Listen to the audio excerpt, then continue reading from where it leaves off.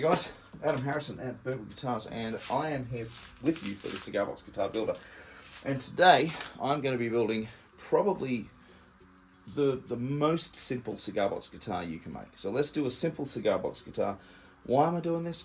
Because I watched a Shane Spiel video, and every single time I watch a Shane Spiel video, I am utterly and absolutely inspired to build something. And today I'm going to be building a PA's fretless, acoustic, electric cigar box guitar using an Arturo Fuente box. I never use these boxes for these types of guitars. I always use them for, like, you know, my expensive guitars basically.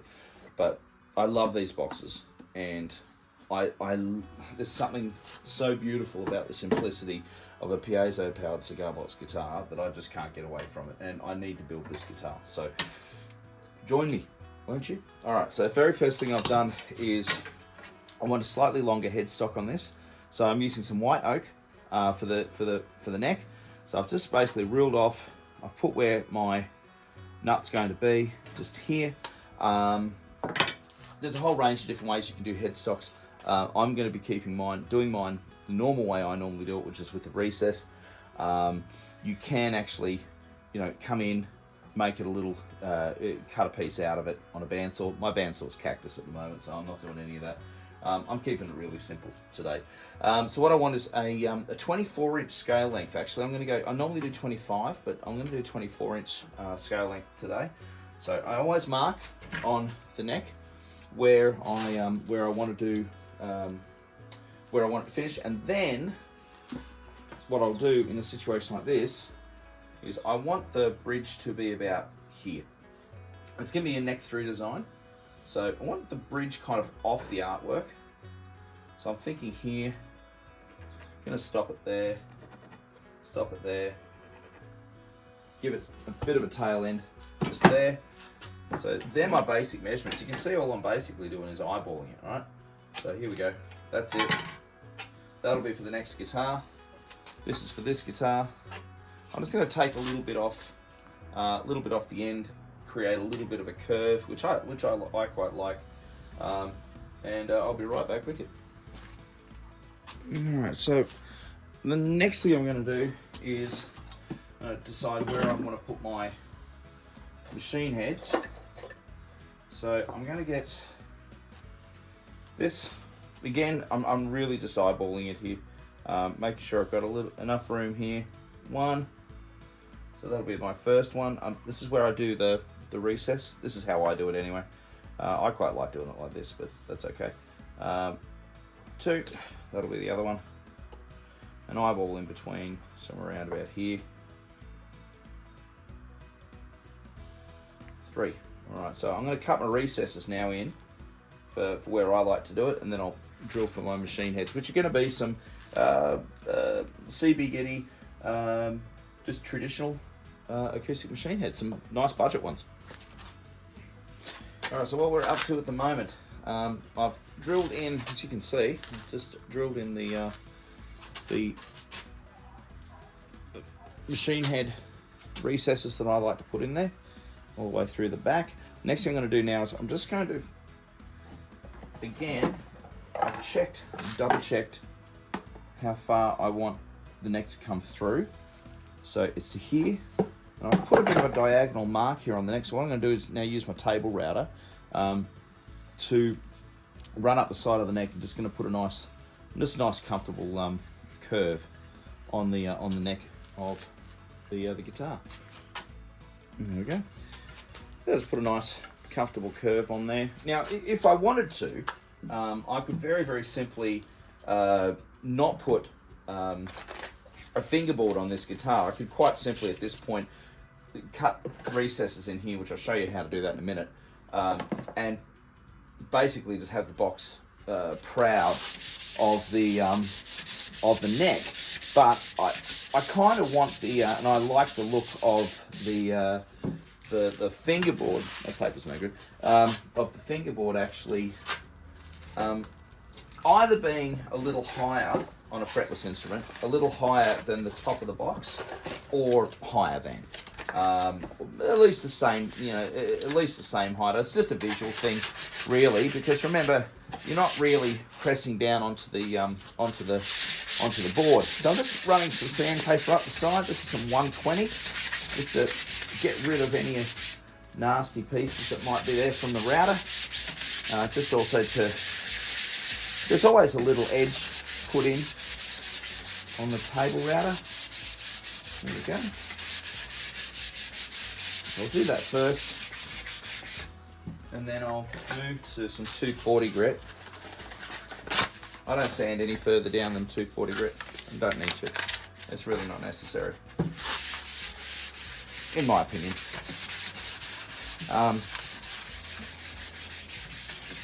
240 grit will give a nice smooth feel, and that's lovely. And you still feel a bit of the grain underneath. So what I've got here is a little, here in Australia, we've got Meranti siding. I'm actually going to use some Meranti siding for a fingerboard, which is a really pretty colour. It'll kind of go a little bit, blends in a little bit with the roof of the little house that's on the box there, and the reds. So I think that'll look nice. So we'll pop it in here. Make sure we've got, that's it there. Prince is upstairs barking at the dog next door. So there we go. So I'll just mark that off. I'm going to glue that onto the fretboard. So what do you reckon? I reckon that's going to look, pretty snazzy. Have a little look at that there. What do you think? I think colour-wise it's going to go really nicely. And I think also, if you look at the colour there, how it matches the side of the timber on the side of the box, that's going to be really nice. Alright, so I've used this length of timber, and this is where we're up to. Okay.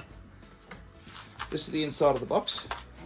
So framed out in the four corners, just to give it a little bit more rigidity, a little bit more strength. I don't want to frame it up too much, because I kind of want a bit of a loose feel to it. The top of these boxes are fairly thick, so to do the volume control, I've done a recess here, you can see.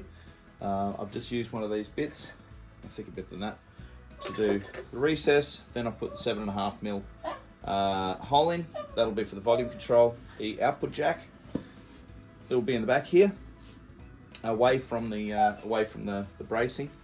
But that'll fit into there. I'll clean up that extra. There's a little bit of wood dust in there, but that's okay. That's all right. We'll get that out. What I've basically done is found center here. Found center, gone 2mm either side of that to create the 4mm for this. Measured up against. Now, when you have a box that sets in, so you can actually see the lid is actually, here's the top, and you can see it actually goes in like that. You see how it comes down past there? So some, like a Romeo Juliet boxes, the lid will fit on the top there, right, for example. So a lot of boxes fit on the top. This one kind of fits in. There's a special word for it. I'm sure the guys at CB Gitty know, but I don't know the name for it, but it's okay. It basically goes in. All right, so that'll go in like that. So when you do the depth of the neck, you've got to take into consideration with these the thickness of the top. Always cut less than you need. So real secret with this is cut less than you need, cut down less, and then I basically just use my Shinto rasp to come down to find the right. Now this is the scrap timber that I had left over, which will be for another guitar, and that's going to fit in really nicely like that. Close it up, and that's almost right. I just feel on this side here, I need to do just a bit of cleaning up in the corner actually. So be careful with these, because your files generally have a bit of a curve on the edges. Sometimes it may feel that you need to go down further when you do that, when all you really need to do is get a very square file and just take out the corner, pop a proper 90-degree corner in there, not a curve. Now I'm just doing that one. Bit of a clean up. Just a little clean up. Put a bit of bevel. Put a little bevel on there. All right, let's try that again. Now again, this is exactly the same thickness as the neck that I've got just down here drying. There we go. Perfect. Absolutely perfect. So there's no wobble there, there's no wobbling in there or anything like that. Again, even with the sides going down the side, it's always better off to go smaller than too big. So cut it to where you think it should be, and maybe just a little bit less. And then your worst case scenario is you just use a very fine bastard file and just take off a tiny bit here, tiny bit there. This is the neck. I've ended up going for an oak fingerboard, because the other one, sadly, this one here, has a twist in it, which will eventually over time twist the neck, I'm sure. So I don't want that to happen, so I'm not using that. I'll just use that for scrap timbers or something like that. So that's it. We've got clamps on there. You'll notice I've done a recess here. There's a lip that the box will sit on. Box lid will sit on just there like that. So we should get a bit of vibration on this. Then this is where the piezo, so this is the 24 inch point where the bridge will sit. So here I've done a little recess there for the wires, and we'll put a piezo disc pickup in here, and we'll be ready to go.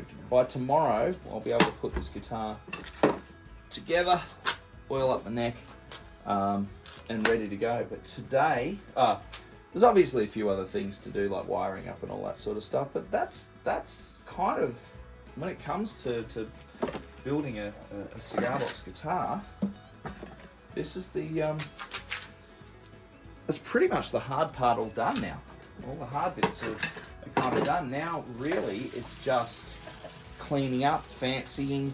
Obviously the fretboard is just a little bit proud of the neck, so I'll probably run that up my table router with a straight edge. Either that or just sit it on the belt sander just to take a little off. I could even use my my trusty hand plane just to take off that edge, then a final sand up.